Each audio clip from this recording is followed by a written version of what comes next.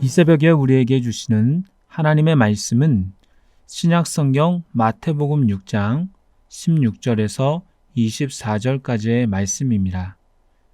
제가 가지고 있는 성경책으로 신약성경 7쪽에 있습니다. 이제 하나님의 말씀을 받들어 읽겠습니다. 금식할 때에 너희는 외식하는 자들과 같이 슬픈 기색을 보이지 말라. 그들은 금식을 하는 것을 사람에게 보이려고 얼굴을 흉하게 하느니라. 내가 진실로 너희에게 이르노니 그들은 자기 상을 이미 받았느니라. 너는 금식할 때에 머리에 기름을 바르고 얼굴을 씻으라. 이는 금식하는 자로 사람에게 보이지 않고 오직 은밀한 중에 계신 내 아버지께 보이게 하려 함이라. 은밀한 중에 보시는 내 아버지께서 갚으시리라. 너희를 위하여 보물을 땅에 쌓아두지 말라. 거기는 종과 동록이 해하며 도둑이 구멍을 뚫고 도둑질하느니라. 오직 너희를 위하여 보물을 하늘에 쌓아두라. 거기는 좀이나 동록이 해하지 못하며 도둑이 구멍을 뚫지도 못하고 도둑질도 못하느니라. 내 보물이 있는 그곳에는 내 마음도 있느니라.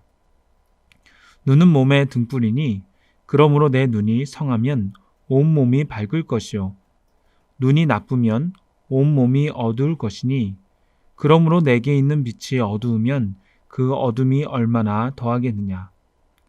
한 사람이 두 주인을 섬기지 못할 것이 혹 이를 미워하고 저를 사랑하거나 혹 이를 중히 여기고 저를 경히 여김이라. 너희가 하나님과 재물을 겸하여 섬기지 못하느니라. 아멘. 이 시간 올바른 시선이란 제목으로 말씀을 나누도록 하겠습니다. 찬양 중에 시선이란 곡이 있습니다. 그 가사는 이렇습니다. 내게로부터 눈을 들어 주를 보기 시작할 때 주의 일을 보겠네. 내 작은 마음 돌이키사 하늘의 꿈 꾸게 하네. 주님을 볼 때 모든 시선을 주님께 드리고 살아계신 하나님을 느낄 때 내 삶은 주의 역사가 되고 하나님이 일하기 시작하네. 내가 보는 시선으로 내 자신과 이 땅만을 바라본다면 주의 일들을 보지 못하지만 나의 시선을 주님께 둘 때 그때서야 주님을 느끼게 되고 주의 일을 보게 되며 내 삶에 주의 역사가 넘쳐나고 하나님이 일하기 시작한다는 것입니다. 우리는 살아가면서 우리의 시선과 관심을 세상에 둡니다. 세상에서의 공부, 세상에서의 관계, 세상에서의 성공, 세상에서의 위치 등 그것을 최고의 우선순위로 여깁니다. 어찌 보면 자연스러운 현상일 수도 있지만 예수 그리스도를 내 마음의 중심에 모시고 하나님의 자녀가 되고 나서는 우리의 시선은 분명히 달라져야 합니다. 왜냐하면 우리는 비록 세상에서 살아가지만 신분은 하나님 나라의 백성이기 때문입니다. 그러기에 하나님을 나의 아버지, 나의 왕으로 모시고 난 이후에는 모든 일들을 할 때 한 번씩 물어야 됩니다. 이것을 하나님이 기뻐하실까? 아니면 기뻐하시지 않으실까? 이 일을 행함에 있어서 하나님의 방법은 무엇일까? 어떻게 해야 하나님께 영광을 돌릴 수 있을까? 오늘의 말씀을 이러한 관점에서 생각해 봤으면 좋겠습니다. 몇 가지 주제가 나오는데 그 첫 번째는 금식입니다. 16절에 보면 금식할 때에 너희는 외식하는 자들과 같이 슬픈 기색을 보이지 말라라고 합니다. 예수님 당시 바리새인들은 일주일에 2번씩 월요일과 목요일에 정기적으로 금식하였습니다. 그들은 자신이 금식하는 것을 사람들에게 알리기 위해서 일부러 씻지 않고 얼굴에는 슬픈 기색을 띠며 얼굴을 흉하게 하였습니다. 얼굴을 흉하게 한다는 것은 단순히 괴로운 표정을 짓는다는 것이 아닙니다. 이것은 먼지와 재를 덮어 쓰는 것을 말하며 그렇게 함으로 인해서 알아보기 힘들 정도의 얼굴을 하고 있다는 것을 말합니다.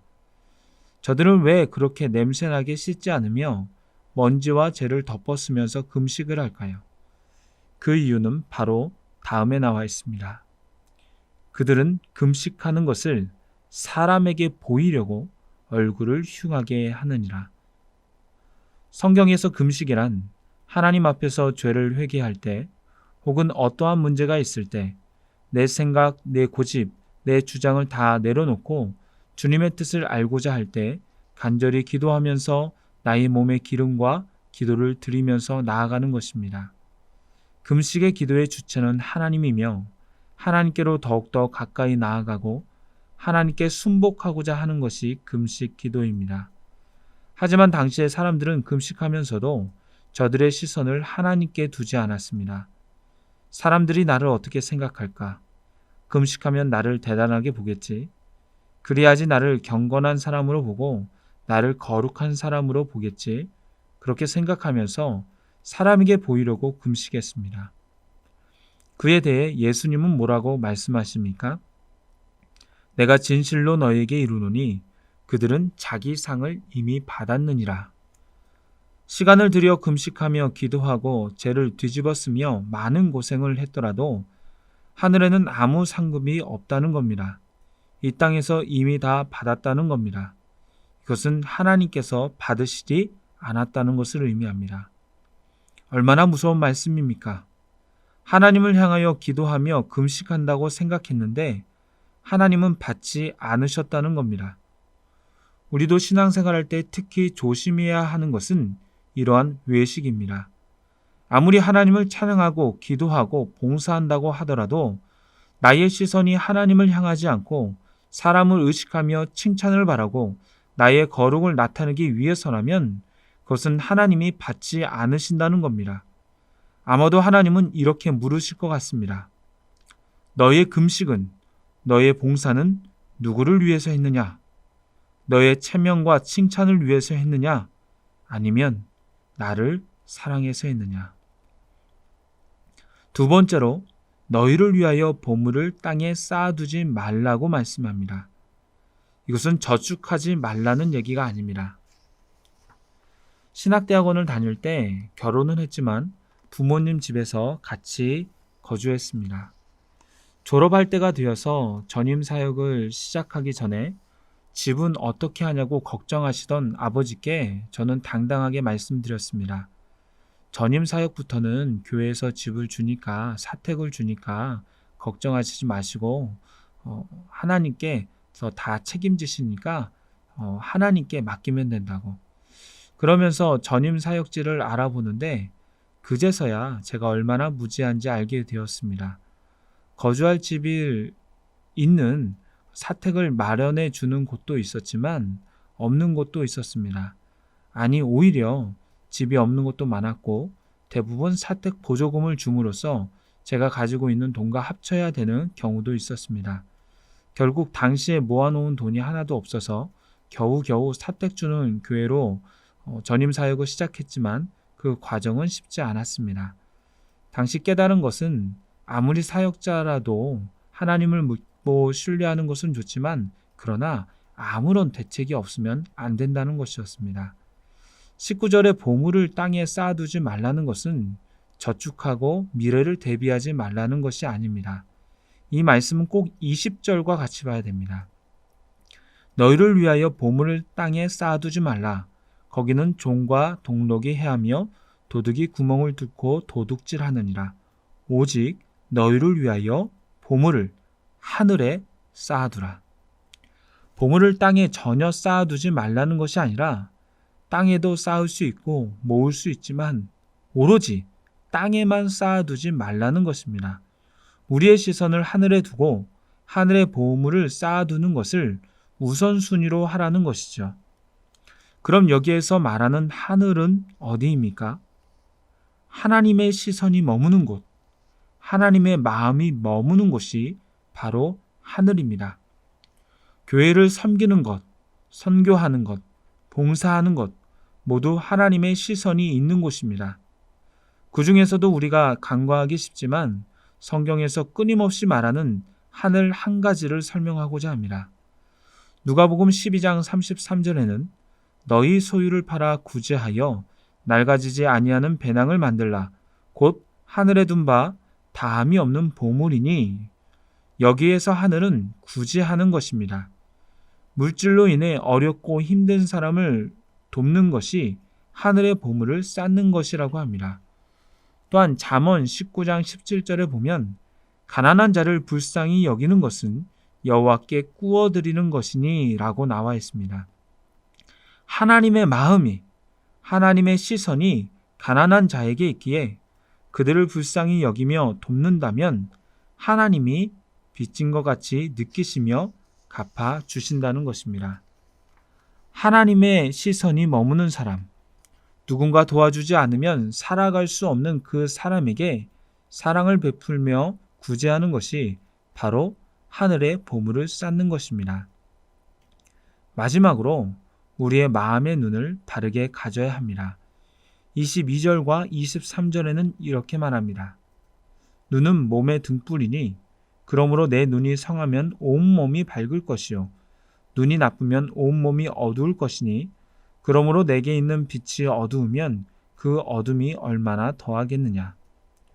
성경에서 눈은 보통 사람의 마음을 가리킵니다. 특히 악한 눈, 나쁜 눈은 탐욕으로 가득한 눈을 표현하는 말입니다. 내 마음에 시기가 가득하고 질투가 가득하고 미움이 가득하면 어떠한 사람과 환경을 만나더라도 부정적이 됩니다. 의심하게 됩니다. 믿지 못하게 됩니다. 상대방은 선한 의도에서 한다고 할지라도 본인은 그것을 그대로 받아들이지 않습니다. 항상 불만이 가득하고 원망이 가득하게 됩니다. 하지만 내 마음에 사랑이 가득하고 자비가 가득하고 용납해주는 마음이 가득하면 어떠한 사람과 환경을 만나더라도 이해하게 됩니다. 감싸주게 됩니다. 품어주게 됩니다. 그러한 사람에게는 감사가 있습니다. 하나님께서 허락하신 그 모든 일들에 대해 자신을 통하여 선하게 이루어 달라는 소원을 가지며 안 좋은 환경 가운데서도 하나님의 뜻을 이루도록 그것을 하나님의 나라가 되도록 바꾸도록 노력합니다. 이것은 환경의 문제가 아닙니다. 내 마음가짐의 문제요, 내 시선의 문제입니다. 이제 말씀을 맺도록 하겠습니다. 우리는 살아갈 때에 우리의 시선을 하나님께 온전히 고정해야 합니다. 첫 번째로 금식을 하며 종교적인 행위를 할 때에 남에게 보이려고 하는 것이 아닙니다. 저 사람 믿음 좋다 라고 뽐내려고 하는 것이 아닙니다. 오직 하나님을 바라보고 하는 것입니다. 두 번째로 우리의 물질과 보물 또한 내 유익만을 위해 사용하는 것이 아닙니다. 모든 물질과 보물은 하나님이 주신 것으로 우리는 청지기이며 그 물질을 하나님이 보시기에 합당한 곳에 써야 합니다. 즉 하늘의 보물을 쌓는 것에 최고의 우선순위로 두어야 합니다. 또한 우리의 마음에 하나님의 마음을 품어야 합니다. 그러면서 세상을 바라볼 때 주님의 뜻을 이룰 수 있습니다. 그렇게 주님이 기뻐하시는 시선으로 살아가는 저와 여러분이 되기를 소망합니다. 기도하겠습니다. 주님, 이 새벽에 주의 말씀으로 하루를 시작하게 하시니 감사를 드립니다. 이 시간 올바른 시선이란 제목으로 말씀을 나눴습니다. 자칫 내 마음대로 종교 생활하며 물질을 사용하며 내 마음을 두다가 너는 나의 뜻대로 살아간 것이 아니라 너의 마음대로 살았구나 라는 하나님의 책망을 들을까 두렵습니다.